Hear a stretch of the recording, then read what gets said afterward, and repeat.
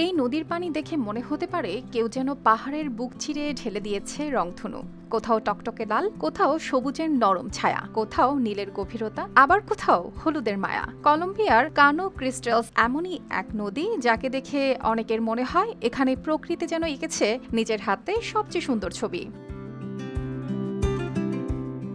এই নদীকে অনেকে বলেন রিভার অফ ফাইভ কালার্স, আবার কারো কাছে এটি লিকুইড রেইনবো।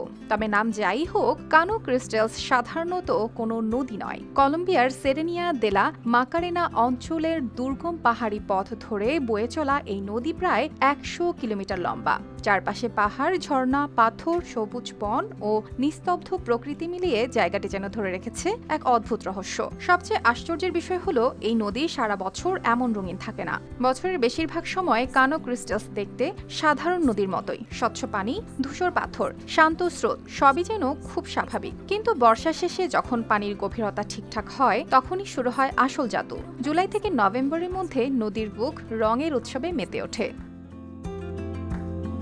AKS অর্জন করল গিনেস ওয়ার্ল্ড রেকর্ডস। AKS এই রঙের পেছনে আছে মাকারেনিয়া ক্লাভিকেরা নামের এক ধরনের জলজ উদ্ভিদ।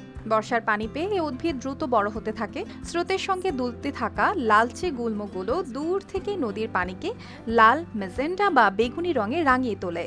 সূর্যের আলো যখন পানির ওপর পড়ে তখন সেই রং আরও উজ্জ্বল হয়ে ওঠে। মনে হয় নদীর তলদেশে কেউ আগুনের মতো লাল কার্পেট বিছিয়ে দিয়েছে। শুধু লাল নয়, কানো ক্রিস্টালসের সৌন্দর্য আরও নানা রঙের তৈরি। কালো পাথর ও ছায়ার কারণে কোথাও পানি গাঢ় নীল দেখায়, শ্যাওলা ও সবুজ গুল্ম নদীর কিছু অংশে সবুজ আভা ছড়ায়। আবার যেখানে উদ্ভিদ জন্মায় না সেখানে হলুদ বালির কারণে পানিতে হলুদের ছাপ ফুটে ওঠে। স্বচ্ছ পানির কারণে সব রং আলাদা করে চোখে পড়ে, তাই নদীটি যেন চলমান এক জীবন্ত ক্যানভাস। কানো ক্রিস্টালস শুধু নদীর রঙের জন্যই বিখ্যাত নয়, এর আশেপাশে আছে ঝর্ণা, পাথরের জলাশয়, গুহা ও লস ল্যালেন্সের বিশাল সবুজ সমতল ভূমি। সেখানে পাখি, সরীসৃপ, উভচর প্রাণী ও নানা বন্যপ্রাণী নিরাপদ আবাস গড়ে উঠেছে। তবে প্রকৃতিকে বাঁচিয়ে রাখতে পর্যটকদের প্রবেশে নিয়ন্ত্রণ রাখা হয়। দিনে সীমিত সংখ্যক মানুষকে সেখানে যেতে দেওয়া হয়।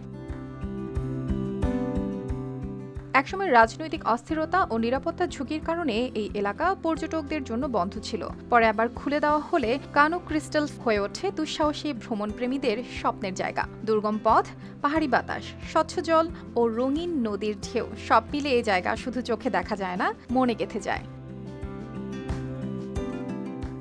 অর্পিতা জাহান, RTV।